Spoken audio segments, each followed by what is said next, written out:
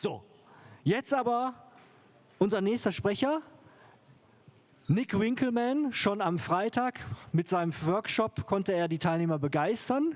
Und Nick Winkelman steht eben für die Bedeutung des Coachings. Denn es kommt ja natürlich nicht nur darauf an, dass wir die Trainingsmethodologie beherrschen, sondern auch die Methodik und Didaktik. Und dafür steht Nick Winkelman mit seinem heutigen Thema How to become a better coach, decision making under uncertainty. Nick, it's your stage. Thank you. Thank you so much. Thank you so much. Hey, can we give the organizers of the conference a round of applause? They've done a wonderful job for everybody. Merrick and the team, Robert.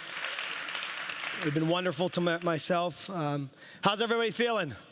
Guten Morgen. I can still say that, right? I have 45 more minutes. Beautiful. So, this presentation has a long, a medium, and a very short version. I was told by Merrick to keep it very short, okay? Which, if you know me, is difficult to do. So we're going to kind of do our best to keep this nice and tight into 45 minutes. For those of you that don't know me, my name is Nick Winkelman. I am a strength and conditioning coach. I have been for the last 15 years or so. Currently, I'm working for Irish Rugby as the head of athletic performance and science, which means I get to work across our national teams and our 4 professional teams. So very much so, I live in the world of leadership, decision-making, and coaching coaches. Luckily, I get to dive in. I still get to keep the sword sharp with my own coaching, but very much so, I'm in a position that is heavily based on decision-making. I'm going to come back to that in a second. Prior to that, I'd spent 10 years at Exos, formerly known as Athletik-Konferenz, where I wore many hats in those years, but primarily I worked with players going into the NFL via the NFL Combine, so American football primarily. I worked with elite military, doing a lot of education on actual military bases, getting to work with an amazing population. But then again, coach education was a big part of what I did, and I had the opportunity to drive our business vertical, which brought the first ever international mentorship to Germany for the first time earlier in this decade. So it's been a very, very positive journey for me. Thus, I am equal parts coach educator and coach. Recently, I've spent a lot of time focusing on how we go about coaching, how we communicate, how we provide feedback, how we design training sessions, how we motivate. I am very interested not in what we do, but how we do it. And the topic that I'm going to take you through today, have a conversation with you today about, is this idea of decision making. From the time you wake up in the morning, you are inundated with decisions. What to eat for breakfast, what to wear. If Google tells you your common way to get to work has traffic, how are you going to get around that? When you get into work, you have to answer your emails. Usually you have to come up with something to say. If you're a coach, you need to be going through planning weeks out, months out, sometimes years out. If a player gets injured, you have to come up with their training plan, their return to perform. You have to interact with other individuals within your organization, whether it be a business or a professional sport. You need to decide whether today is 3 sets of 10 or 10 sets of 3. You make decisions all the time. Have you ever asked yourself where they come from? Where do these ideas come from that pop in your head and say, that sounds like a good idea, let's do that? Where does the urge to go to one coffee shop versus the other coffee shop come from? Have you ever had the statement hit you, that wasn't a good idea, better not do that again? But then a few weeks later, you did it again. Where do the ideas that we put in play, that we put in motion, that we represent ourselves with, where do those decisions come from? I started reading about behavioral economics about 7 years ago. And in this world of behavioral economics, that's what they look at. How do people decide to buy option A? Maybe it's bed A, bed B. How do they make that decision? How do people go about choosing their health care? How do judges go about choosing whether or not to convict somebody? How do pilots go through their decision making when they are under the duress of about to have to land the plane in treacherous conditions? How do people go about decision making? And rather than it just being this random art that just happens, this chaos of the mind, if you would, there are consistent patterns. We can't say for sure, but there is a bit of an anatomy of decision making. And for me, as I started reading about this, and it's some thick stuff.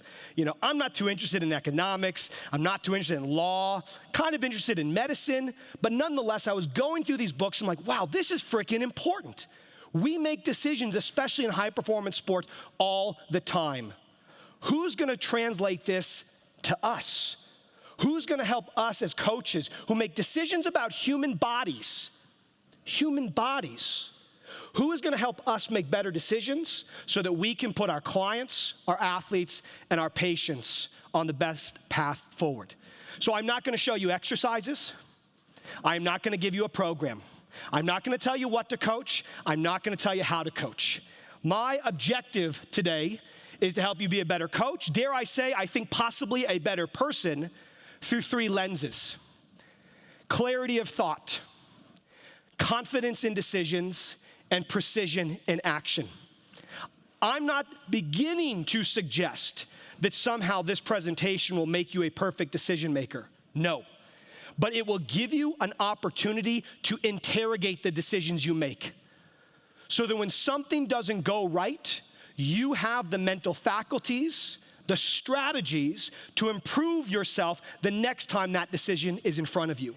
You will have an ability to interrogate the past so you can be more precise in the future.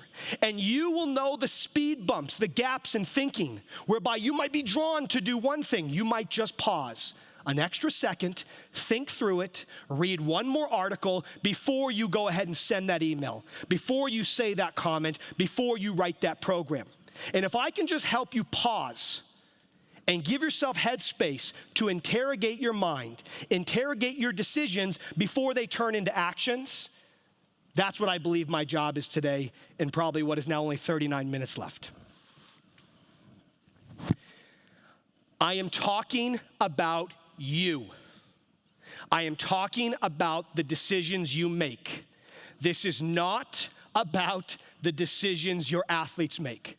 This is not a presentation about on-field skill acquisition, decision-making in sport. Let me be very clear. Because the recommendations I'm going to make and the way you approach your decision-making as a leader and a professional is far different than if I was giving a presentation on how to improve decision-making of players. Is that clear for everybody? Because I've had people sit through this conversation thinking the entire time, you want me to do that with my athletes? No, that's not the case. This is for you. Let's begin. Take a moment either in your head or if you have paper, I prefer you to work alongside me. Write down or think what you see in that picture.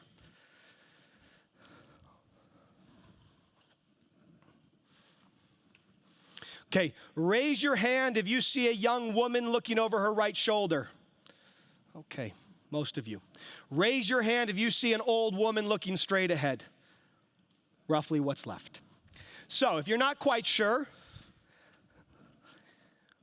the woman, there's her little nose, there's her hat, little feather on top. She's looking, glancing, very beautiful.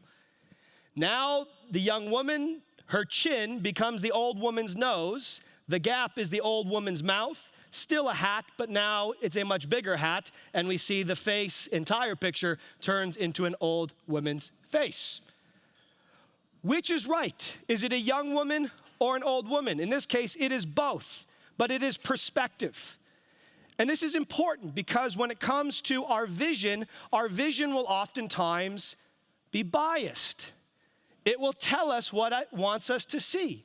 So if you saw the young woman and had I not called your attention, your world, as far as you're concerned, there is only a young woman. And you would fight anybody that says otherwise. But equally so, if you thought it was an elderly woman, you would fight anybody that should possibly suggest it was a young woman. Is this not analogous to sometimes our decisions? Especially if you go on Twitter and see some of the colorful conversations people like to have. They are the young woman and the old woman. Yet in many instances, they are both right, or one would be right in this condition and one would be right in that condition. So just as our vision can suggest something to us, could our mind not also suggest some decisions that maybe at times are right, but maybe at times are wrong. And wouldn't you want the tools to know the difference? Are these tables the same size in length and width? What does your vision tell you? Take a moment. Are these tables the same size in length and width? What does your vision tell you? Logically, fight it as you might, intuition might be there, they appear to be very different. But again, when you change perspective, which oftentimes is all improved decision-making requires, bada bing, bada boom, bam, vision changes, exact same size, okay? So this is an analogy, a metaphor for the remainder of this presentation. Visual illusions are one of the strongest scientific discoveries out there that we use to understand neurophysiology and psychology in general. And the reality is what we're realizing is just as there are visual illusions, there are also what we refer to as cognitive illusions, where your brain takes a shortcut, it biases your own personal experiences, and it rushes those ideas to your mind to give you the quickest thing you need to say, do, or act upon. And oftentimes, it's right. Typically, if you've been to a restaurant, it's pretty good. Odds are, if you go back there, you're gonna have another good meal. If you go down to your favorite coffee shop, unless your favorite bean isn't in, likely you're gonna have that favorite bean, you're gonna have a good cup of joe, okay? So more often than not, the mental shorthand that gives us this urge to behave or decide in a given way is right. But raise your hand if you've ever made a poor decision. Keep your hand up if you've ever made the same poor decision more than once. And despite telling yourself you'll never do it again, you do it again. Yeah, we do this all the time. In reflection, we're geniuses. In reflection, we're perfect. In reflection, we would do it right. Yet prospectively in motion, we don't always get it correct. And again, goes back, taking a deep breath, which I need to do in my presentations more often, and give yourself the headspace to pause, interrogate, and decide. That's what today is about. Now, granted, this is all in English. I'm assuming since you're here, you can read English as well as you probably can speak it. There are some very simple words that are gonna go up on the screen. I'm gonna go ahead and have the words come up on the screen. All I want you to do as a group, very loudly, read what is on the screen, okay? I'm gonna put words very loudly. You read as one voice what is on the screen. 3, 2, 1.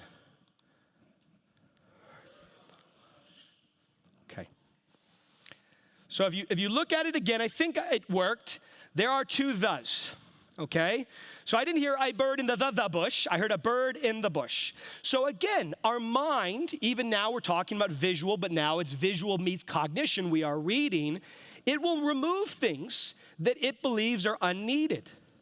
But what happens if it removes things that are unneeded, but in sport, in professional decision-making? What if it removes things that are needed? What if that little bit of information, that little itch in the back of your mind that says you should ask one more question, you should read one more article, you should just take a moment before you decide? What if it removes those things, but we'd want them in certain circumstances? Our decisions are oftentimes more consequential than picking a coffee shop or what you're gonna wear in the morning, and thus our brain is designed for simplicity, efficiency, and good enough. But sport isn't about good enough, it's about great. And for greatness, you need great decision making. Okay, we're gonna do it again. A little bit more time. I'm gonna have you read the passage. All I want you to do is count how many F's, okay? This is not rocket science. There's no trickery. I'm not having things fade. Count how many F's are on this passage.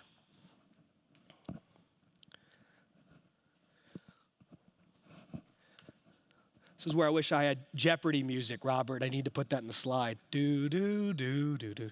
Okay, time's up. There's 6. Most of you got 4.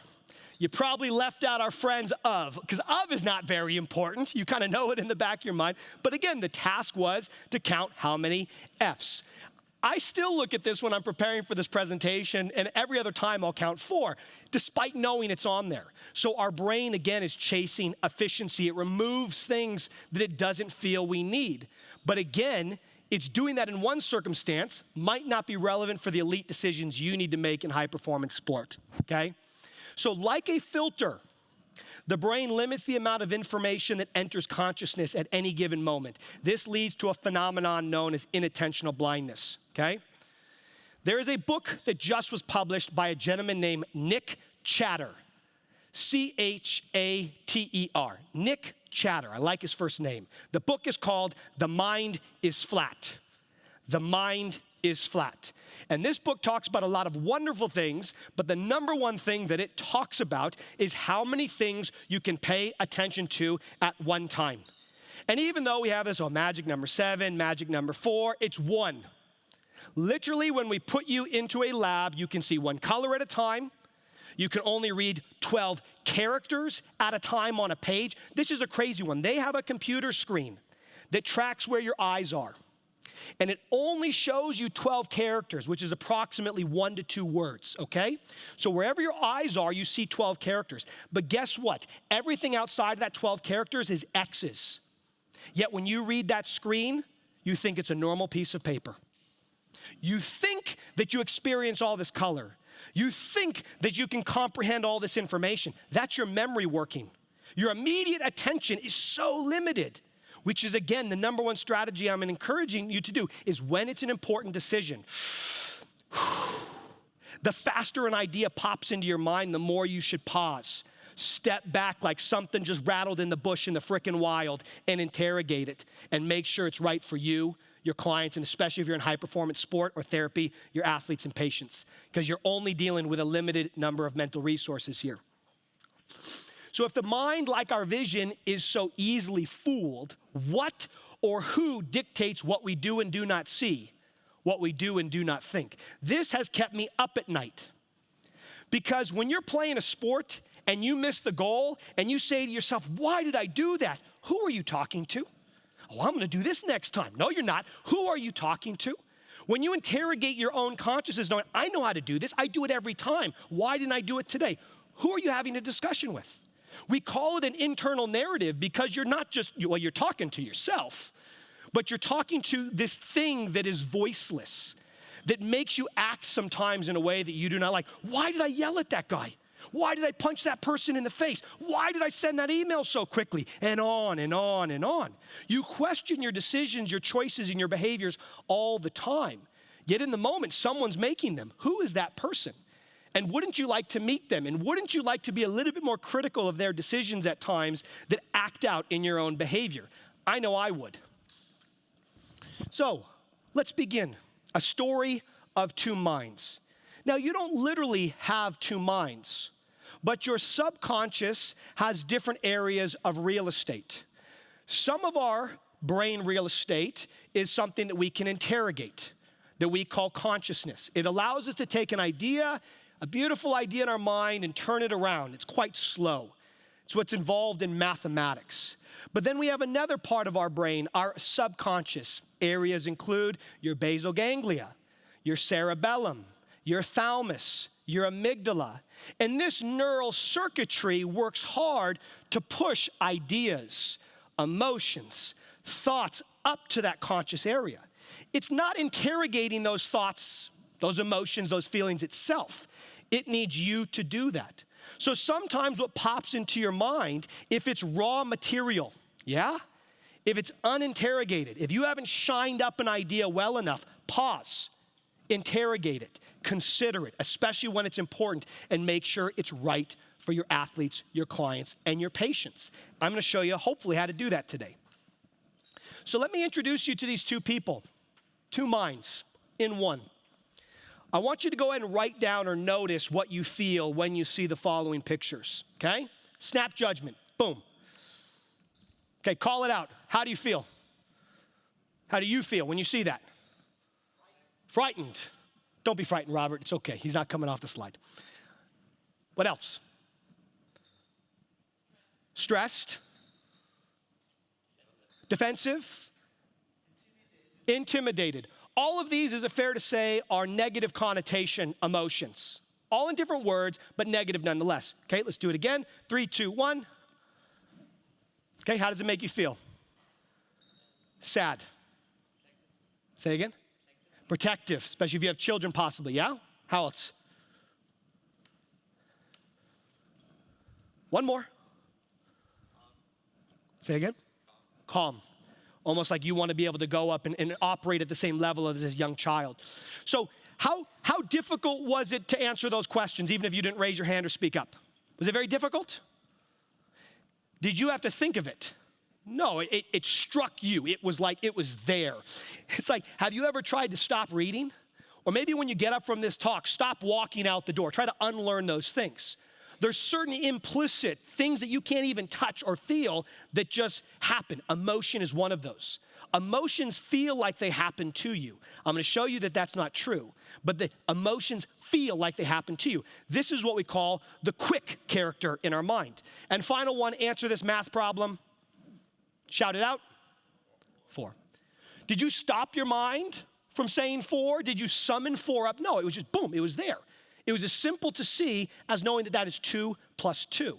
So all of these have the characteristic that they are quick and they're almost emotional. They happen to us. Okay? Let me just real quick. Okay, yes. Don't have my computer up here. What you are now going to do is there are going to be words on the left-hand column and words on the right-hand column. If the word on the left-hand column says left, you say left. If the word on the right-hand column says right, you say right. So everything that's on the left, right, we say left. Everything that's on the right, we say right. That's simple. If it's on the left, you say left. If it's on the right, you say right. Out loud, loud and proud. If it's on the left, you say left. If it's on the right, you say right. Go.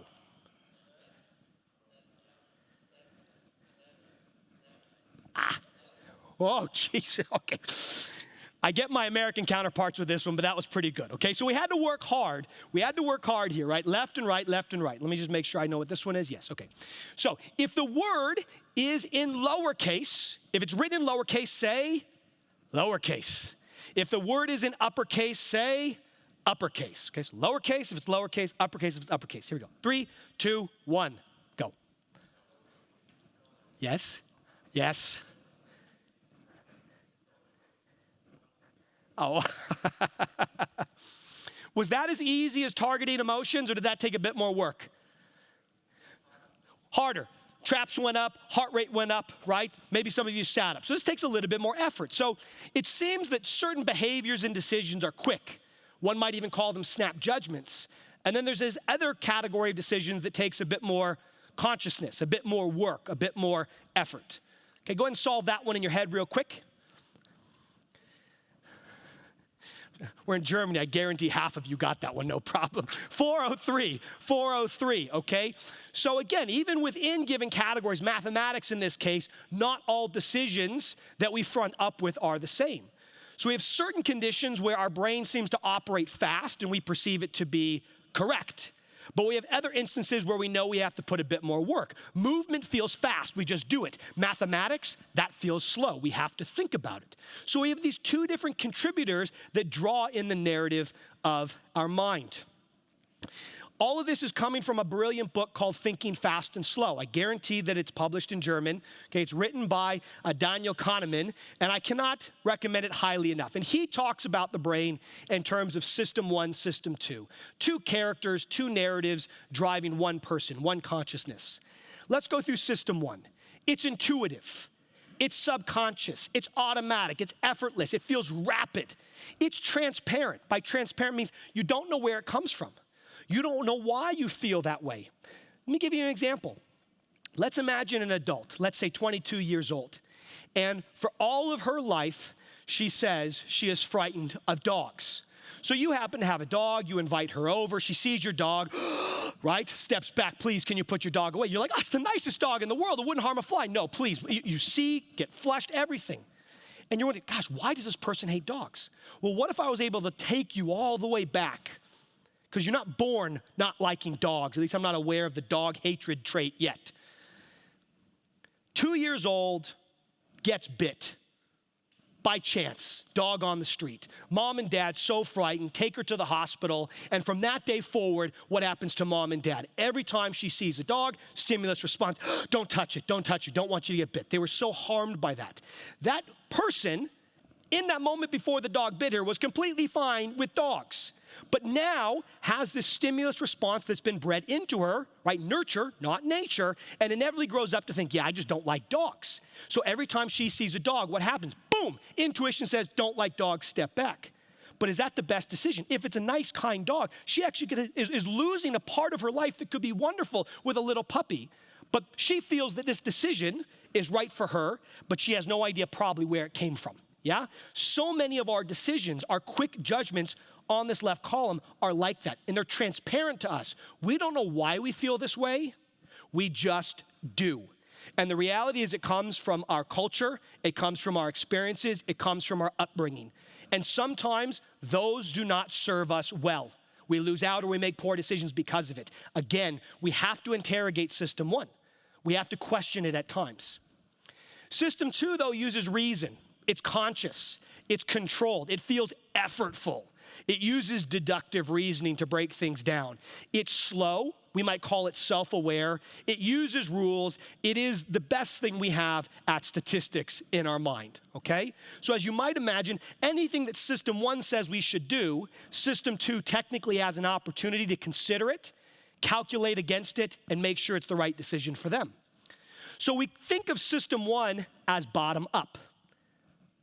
You see something, the deep portions of the brain say, alert, alert. Every time we've ever seen this, our heart rate goes up to the brain, step back, yeah? But another person sees the same dog and steps in. It's like the old lady and the young lady. It's nothing innate about the dog. It's how you interpret the scenario. And our interpretations of a scenario are heavily based on our own personal experiences. So if your personal experiences serve against the scenario you're in, you're more likely to make a poor decision possibly. Maybe not in the dog example, because you're not going to get bit independent, but in pro sport, possibly. Conversely, system two is what we call top-down. And the top-down system means information is up here, we're able to think about it, and we're able to make a better decision. I guarantee all of you have had a bad experience that struck you in such a way that you never made that decision again, that you never behaved in that way again. That is your system two taking record and telling your biology, next time we're in this scenario, step back, or next time we're in this scenario, step in. So don't feel you have to be a victim of your subconscious thought. You do not. You don't have to be a victim of your emotions when things don't go right. You just need to pause, take a breath, and have the tools, which I'll show you, to interrogate what pops into your mind. So this comes from Danny Kahneman. I tend not to like to spend a lot of time reading slides, but I want to give him the stage here for a moment and read some of his words about system one and system two. System one continuously generates suggestions. I like that. That's simple enough. For system two, these are impressions, intuitions, intentions, and feelings. These impressions, intuitions, and feelings are not right or wrong. There is no subconscious sense of judgment. There is no thought behind thought. It just is. However, if you endorse these, if you endorse not liking dogs every time mom and dad yell at you when you see a dog, inevitably that starts to become a belief. That starts to become an impulse, and inevitably that turns into voluntary actions. What was a fluke event, you missed the putt because of some wind, inevitably now gets you concentrating too much on your swing stroke. And all of a sudden you are Tiger Woods, and overnight you no longer know how to putt. Is that possible? No. But if you endorse chance and feel that it was choice, it was caused by you, something is wrong with you, now all of a sudden you have choking in sport. So we have to interrogate our actions critically to make sure they are actions we want to represent on our shoulder. When all goes smoothly, which is most of the time, system two adopts the suggestions of system one with little or no question. However, this is not without its flaws. System one has biases, what we might call systematic errors, like the visual errors that you just experienced, that is prone to make in specific circumstances, notably when there is a lot of data. System one, the fast brain, makes errors, especially when there is a lot of data. Wow, now you're starting to get a sense of why I'm talking about this. Does our industry, especially in sport, use a lot of data? Yes, we're tired, okay. Is the body complex? Does it have a lot of things that go on at the same time? Yes. So our system one does not do very well with complexity. Coffee shop, what to wear, where to go for dinner, sidestepping out of a car, oncoming, easy, very good for system one. Mathematics, statistical thinking, probability, should I do this, should I not, has a bit more issue with. More attuned for system two. System one has a habit of answering easier questions than the one it has asked. Rather than saying, what's the likelihood of this person to get their hamstring injured? It says something more like, well, I know when people run, that's when they hurt their hamstring, so we probably shouldn't do any more running, okay? That's the kind of answer system one is gonna come up with versus saying, hold on, while running is the common mechanism, the reason someone gets hurt while they run has many other variables outside of just running. System one doesn't like to do that. It likes black and white, it likes to go straight to the answer. So you have to know the portions of our brain that oftentimes are feeding our intuitions, if they are not educated intuitions, can be misleading the more complex a situation or a decision is. And one final issue, system one can't be turned off. Have you ever been laying in bed, either had a really exciting day or a really bad day, and you can't shut this thing off? And you want to with all your might, but you can't. That's that second narrative. That's that person you always talk to that you either congratulate when things go well or you get down on when it doesn't. That's the thing that you don't feel you have as much control over. That's the narrative that we need to interrogate. So what we're talking about today, in principle, if you want to learn more about this, is the idea of heuristics, mental shorthand or mental shortcuts, okay, that can lead to systematic errors in judgment or biases. Now, if you make a mistake, but then you educate your intuition by seeing that picture more and more. So for example, early days when I worked with sprinters, do you think I was very good at targeting what the issue was? No, I wasn't. So I had other coaches tell me whether I was right and wrong, kind of like machine learning. But after 10 years of watching people sprint, did I get enough feedback from watching them sprint to be pretty good with my intuition? Absolutely. So don't fear. There is a way to overcome this, but it's this idea of educating your intuition. So if you want to get better at making a decision, you have to be in a position to make that decision over and over again. So you get the trial and error or the feedback from an expert to know yes or no or maybe. Yeah? So this is about educating intuition. It's not that intuition is bad, but an uneducated intuition, snap judgments, that's where we get into these errors. So, how do we de-bias our decision making? How do we put ourselves on a pathway to effective decisions that inevitably will serve our clients, our patients, and our athletes? There are many of these. I want to share 3 that inevitably will finish with you in the forefront. The first one is called the availability bias. Raise your hand if you've ever heard of this idea of an availability bias. Some people. Beautiful. Okay? So here we go.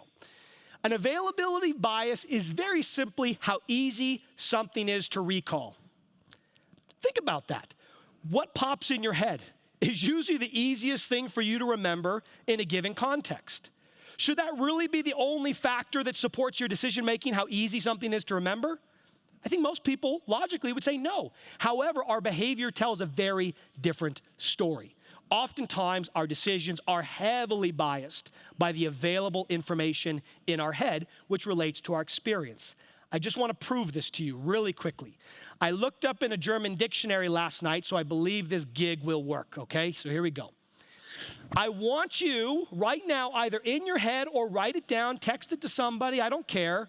Come up with as many words as you can with N as the second to last letter, okay? Come up with as many words as you can with N as the second to last letter. I'm gonna give you 10 seconds to do it. Record it somehow, either on your fingers, tapping yourself, writing it down. How many words can you think of where N is the second to last letter? Okay, and stop. Raise your hand if you got more than 2. Okay?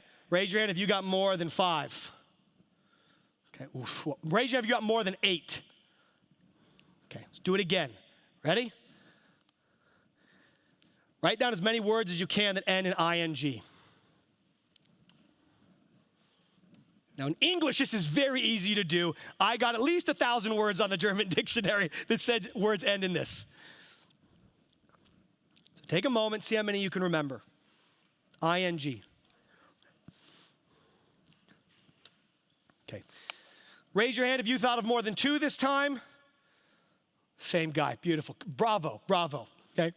So in English, here's the gag. In English, most people get less than 5. If I put ing up there, the whole room roars because we have so many words that end in ing. Singing, laughing, dancing, running, so on and so forth.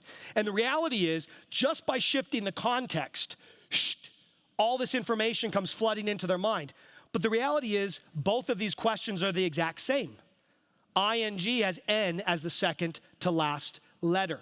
But I shift the context, and what's available to my mind seems to change as well. This is why you need to interrogate your thought. Step back, because if you think a little bit longer, you might realize, oh my goodness, that's ING, and all of a sudden the words start flooding in. Robert, you'll have to give me the equivalent in the German language so I can get this one right next time I'm here, okay? So decisions, especially those related to judging how likely something is, are highly related to our past experiences. So know that if you're only a movement skill coach, or you're only a therapist, or you're only a doctor, or you're only a strength coach, you will be heavily biased through that lens. It's not right or wrong, it just is. And that's why interdisciplinary teamwork is so important, so that you can be challenged by other viewpoints. We just need to be open to take those on, because oftentimes it's another person's brain, it's another person's system one that will help educate your own. So let me give you some examples of how this looks in life. Observation. This is a coach talking now. Most hamstring injuries occur during high-speed running. Fair enough, that's true. Conclusion. High-speed running causes hamstring injuries to occur. Action. Reduce programming exposure to high-speed running. Now this happens, not in Irish rugby, but in rugby. Raise your hand if you've ever seen this in soccer. Okay? And if not now, you definitely saw it back in the day, okay? And I know in American football it was no different. So what are some errors here that system one would be going through? Assume that correlation equals causation. Sure, they're correlated together, but in fact, does it cause one another? Error 2, overconfidence bias. You think because you've seen a lot of this association, somehow that must make it correct. We tend to overvalue our own opinions. You did not consider all the known causes. This person probably hasn't read the papers that an underexposure to high-speed running also relates to hamstring injuries. Because if you're not adapted to run at high speed, you're going to get injured while you run at high speeds. Error 4, didn't consider counterfactuals, right? So these are all possible errors, biases, we might say, that system one is undergoing. And system two would be responsible for pausing and educating that coach with the counterfactuals to say, hey, coach, I understand you think that high-speed running might not be good. I get that that's your experience. You've been burned by bad strength coaches. I'm not like that strength coaches. Here's all the reasons and the approach to put it into our programming, yeah? Real scenario I know many of us have dealt with in some guys. This is one a bit more akin to the weight room. Observation. Relatively strong athletes tend to sprint fast, especially in team sports. Conclusion. Improving relative strength should be prioritized to improve speed. Action. Relative strength is prioritized within the overall program. Now, I'm not sitting here bashing relative strength or strength in general, but I can't tell you how many programs I've walked into that sacrifice movement quality, sacrifice movement skill development because they want to get 1 to 2 extra strength sessions in a week. Why? Because of this. Well, if you want to run fast, my friends, guess what you have to do? You have to run fast. And thus this supports it, but it's not the entire story. So there's a couple errors here. Again, correlation is causation. Not true. Did not consider transfer of training and specificity of training. Did not consider that the magnitude of force, timing of force, direction of force, and range of motion in squatting is very different than sprinting. Thus, you might increase some force production capabilities, but if you want transfer of training, that's not the whole story. It's a mistake I've seen in our industry for a long time. So here's 2 examples of having your decision biased by what's available to you, by the research you read, the echo chamber Twitter followers you have, and you're not getting the counterfactuals to make sure you make a truthful decision. Which, if you're wondering why this is on my forearm, that's why I try to pursue truth in everything that I do, for these reasons.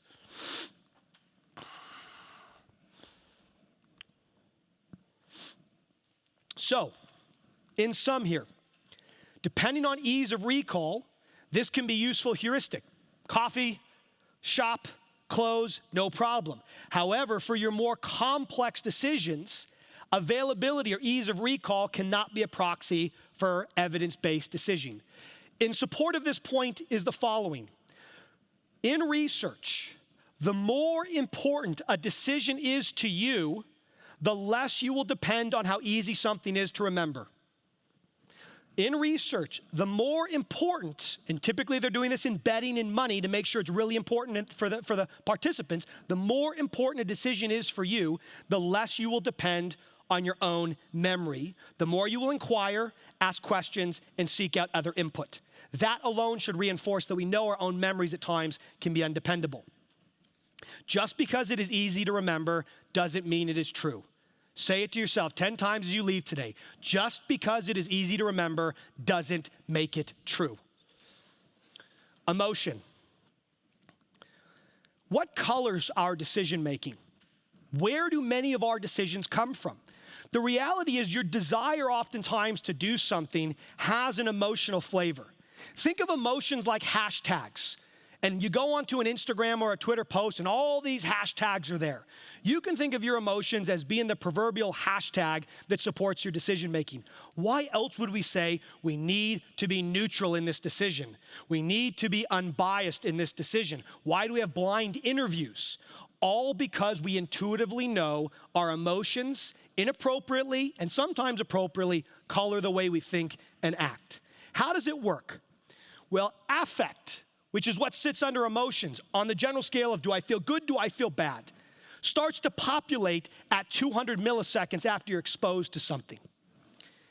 At about 500 milliseconds, your working memory updates, which means bing, new idea enters floor number 1. And in that new idea, you will have a general sense, moment to moment, of affect. If there was a moment in this presentation where I said something that you likely already agreed with, you got really excited, and emotionally, you kind of sat up, you nodded, you thought of all these ideas. If I said something that challenged you, that you disagree with, you don't like, you got a negative affect. So affect, in the form of an emotion that you give a word, populates every half of a second approximately. But guess what? The word you give it is not always the same. What do I mean by that? There's a book called How Emotions Are Made. If it's in German or if you can read it in English, I recommend it. And the gal who wrote it gives a wonderful story. It goes something like this. She has a fellow student in her class who likes her, who wants to date her. She keeps saying no. She doesn't fancy this fellow. But inevitably, they're in the lab late one night, and he asks her out for a coffee. She says, sure, why not? Okay, so they go out to the coffee. She starts feeling some butterflies. She says, maybe I like this guy. Maybe I'll go on another date. So she labels it as love, like, whatever word, emotion word you want to give it. She gets home later that night, and guess what she does?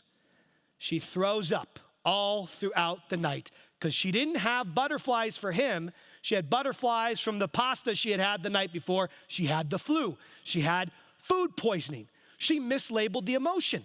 When you're at the top of a roller coaster, you call it excitement. When you were at the end of a gun, you would call it fear. The reality is affect is a general sense of good to bad. What you label it determines what you think about it. And at the end of the day, we know that it's not all the same. If you were to have someone trip you on purpose, what would you call that? Pissed off. If someone tripped you by accident, you would say, oh, that's okay. Same exact interaction, same initial effect, you call it two different things. We are crazy sometimes in the head. But what is the difference? Pausing, reflecting. Are your emotions mislabeled? Are you labeling a scenario inappropriately? Are you judging a person? Are you taking a lease out on a thought that maybe you haven't given enough time for? Inevitably, if you allow this to run off long enough, you have actions and decisions. So our decisions are colored by how we feel and the associated emotional label. Affect is this general feeling of good and bad. You construct emotions with the labels you give them. And the only way you change these emotional labels is through reframing. So here's a couple interesting facts on how this works. They have shown now, quite consistently, that when you are in a happy mood, guess what memories you recall? Memories when you were happy. And when you are in a bad mood, you tend to remember memories of when you were in a bad mood. So if you're in a bad mood, you probably will go into a meeting more critical. You will remember the times where you weren't critical enough, and those are oftentimes the thoughts that you'll bring to bear. If you're overly happy, you might let something slide by. You might simply recall when things were going great. Oh, what got us here will get us there. I don't think so. So if you're happy and positive for too long, sometimes you're not critical enough. By this account, I must be getting smarter if I live in Ireland because it is absolutely miserable outside compared to Phoenix, Arizona. And that is, when the weather is good, you are a worse decision maker. When you are happy, carefree, yeah, system one, send it all in. Whatever you got, whatever you want me to do, that's just fine. But when you are in bad weather, when it's gray out, when you're unhappy, you tend to be more critical. You tend to look at things a little bit longer. You don't just want to let something slide. And again, this is all operating through our emotional architecture, how we label based on the context that we're in. And then finally, mood-mediated perception. Again, when you're happy, like it's sunny, you let things slide. And when you tend to be in a grumpier mood, you tend to be a little bit more detail-oriented. It doesn't have to be this way. All I'm asking you to do is when you walk into work, take a quick scan. What's the weather outside? How am I feeling? What am I going to do today?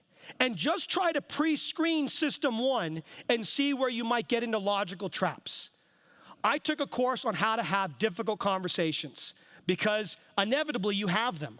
I wanted to be armed when I get into a difficult conversation with a way to step back in my mind, take a deep breath, and appropriate in an objective manner. Knowing that the reason difficult conversations are difficult is because of this. We carry around so much emotional baggage that we're not good at putting away in the dresser drawers before we go into interactions. Me. About 5 more minutes here. I don't know where I am on time. I'm actually pretty good. I don't mind social media. I'm on it. I use it to gain information. That's where it ends. You won't see pictures of my kids. You won't see pictures of my dogs. You won't see any of that. That's not why I use it. I use it for information. I think it's brilliant for that, okay? But I think it does a lot of bad things. And it's not that it does a lot of bad things, but it helps us do a lot of bad things insofar as the way we behave, the way we interact. And these don't just extend on social media, they extend into the real world. And there are 3 treacherous, what I call zombie biases that I want us to be aware of, and I want us to know the pitfalls of these. The first one is called confirmation bias.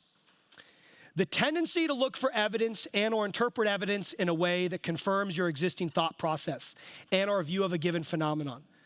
Raise your hand if you've ever done this. Raise your hand if you've looked for something to validate your opinion, okay? I'm raising my hand. I still do it all the time. But what I try to do when I'm done with getting all the information that validates my opinion is try to look up the counterfactuals. If you are true as a scientist, you don't need to have a PhD or wear a lab coat to be a scientist. If you're a scientist of your craft, you need to be as hard on your evidence as anybody else, in fact, the hardest. And that's the idea of good debate, and that's the idea behind good ideas, is that you've challenged them to know that they work. Attribution error, dangerous stuff. When you do something wrong, oh, I had a bad day. Oh, I wasn't thinking. I didn't have my coffee. I have a child at home. I was up all night, right? You come up with reasons. We come up with reasons why we acted in a given way. When somebody else acts bad, that's a bad person. They always act like that. They don't think very clearly. They're not a good decision maker. They shouldn't be working for us. So quick are we to make blanketed statements about others when anytime we're faced with our own errors, oftentimes we have a justification. And the reality is, almost always there is a justification. I can't tell you how many athletes I've worked with that were labeled bad apples. But you get to talk to them, you hear about their life, you hear about their struggle. They're bad apples for a reason because they had to survive. They just wanted someone to care enough to ask the question. So don't attribute or assume upon others. Your first thing should, how are you doing today? Is your day okay? Anything I can do for you? Not some ugly look like, what's this person's problem? I know I have one of those faces, and people would look at me like, are you okay? What's wrong? That guy's always mad. And I would now start to joke with my forced smile, like, you're gonna have to talk to my mom about that because I can't do anything about this face here, okay? That doesn't translate as well. That's okay. Last one, cognitive dissonance. Scary stuff again. You have an idea. Robert's got an idea. I say, Robert, I've got some evidence here that maybe says your idea is wrong or misinformed. And then what do? You go confirmation bias crazy, and you go find all more evidence to back up what you're trying to say, even though I've clearly showed you that it is wrong. So oftentimes when we have an idea, we will protect it because we've invested in it with everything that we have. And even though someone provides evidence against it, we push that away. In fact, we dig in and we get behind the idea more and more and more. I think the greatest thing that anyone can ever have, is the idea that they're open to having their mind changed. If you are open to having your mind, your perspective changed, I believe that with self-awareness are the two most valuable attributes any human can have, because through those two lenses, nothing but progress is available to you. Thank you, zombie. Final thoughts. This is a bit of an abstract topic. Hopefully I've provided enough detail. Hopefully it's translated well. But insofar as high-performance sport is concerned, I want to provide you with a shorthand, a model, some ideas you can use to help yourself work through these biases. How do we ring-fence bias? How do we get it out of our thinking as best we can? How do we at least recognize it and do something about it systematically? So number one, evidence. Don't leave the truth to chance. Don't leave truth to chance. Cultivate an evidence-based practice that sits alongside your practice-based evidence. And I'm not saying it's one or the other. You need both. I hear both communities loud and proud on social media. Research is horrible, it's always behind. You practitioners aren't reading the research, you'd make less mistakes. The truth is somewhere in the middle, as it is with anything. Evidence is everywhere, let's tap into it. Systems. Design a training system that is built on sound principles. Principles, not methods, principles that can adapt. Has distinct components that are subject to upgrades. Everything that I do says, this is what we do as a country in this area. Maybe it's GPS. This is our approach today. We meet as a leadership group. We say, these are the variables we're going to collect. This is how we're going to look at it, so on and so forth. It's the truth that day. But do you think that document is static, or is it a living document? Ba-bump, ba-bump. It's alive. Which means every 6 months to a year, we have a meeting. And guess what? Those same people come back again. We made a mistake there. That was pretty good. Let's add this. Let's subtract that. So build a system that allows consistency in the way you approach things. But make sure that system has a feedback loop so it can be updated and corrected over time. Don't let best get in the way of better. Build systems that can stairwise improve you over time. Feedback, as I've said, build in daily feedback through short and frequent self-reflection. Build in system feedback, as we discussed, by collecting relevant data. Every day, 5 minutes. 5 minutes. When the day is done, what did I do well? How can I do more of it? Simple. On a card, in your head, in Evernote, wherever. 2 or 3 things I didn't do as well. Even if it was a 9 out of 10, how do you get it to 10? How can I improve those? And do something about it. Start to log them and prioritize them. Equally so, do the same thing with your systems, the same thing with your programs. The number one thing that coaches forget to do is put in time for planning. Put in time for planning, to get in the crow's nest, to look at how everything is going, to make sure you're moving the program forward correctly. Every time you're gonna have a minute, do this for me. Every time you're gonna have a meeting, take 5 minutes. I try to be disciplined in this. Take 5 minutes to breathe, maybe do a bit of mindfulness. Who are you talking to? What's their demeanor? Is it quiet Jan from HR? She doesn't want this big gorilla coming in on her. Or is it someone who's going to be very excited that you need to be up for to have a good conversation with? Just as you prep your athletes before they go onto the pitch, do you do the same thing before you go into a task, before you go into a meeting? It might sound silly, but this is the disciplined mind of progress. This is the disciplined mind of success. It's setting yourself up to be successful for whatever that environment might be. And then finally, be an architect. Use checklists, routines, and dashboards to ensure that you are consistent in your approach to thought, decision, and action. You can focus on one thing at a time. Know your limitations. Put systems, checklists, and dashboards in front of you that you know you have to revisit every day so you know that nothing gets swept under the rug. I guarantee you're happy that pilots do it.